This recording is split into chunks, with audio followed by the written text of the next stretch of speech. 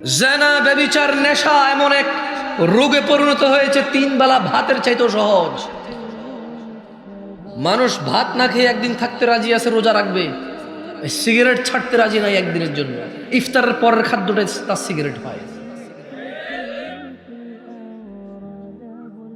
তাদউ জাহান্নাম ডাকবে, মান আদবারা ওয়া তাওয়াল্লা, যে মুখ ফিরিয়ে নিয়েছে এবং পৃষ্ঠ প্রদর্শন করেছিল তাকে। ওয়া জামাআ ফাআওয়া, আর সম্পদ জমা করেছিল যে অতঃপর তা সংরক্ষণ করে রেখেছিল।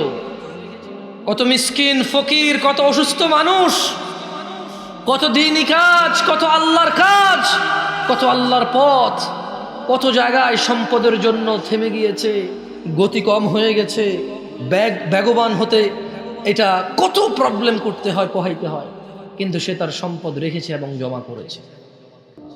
জাহান্নাম ডাকবে যে পৃষ্ঠ প্রদর্শন করে এবং মুখ ফিরিয়ে এনে যে সম্পদ জমা করে ও সংরক্ষণ করবে।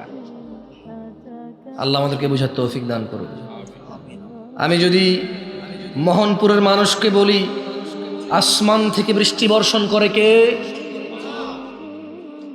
কে মায়ের গর্ভে পুত্র অথবা কন্যা সন্তান দান করে? অসুস্থকে সুস্থ করে কে? ওই মায়ের গর্ভের এটা কি মেয়ে হবে না ছেলে হবে, সিদ্ধান্ত কে দেয়? ওই মেয়ে কার বান্দা?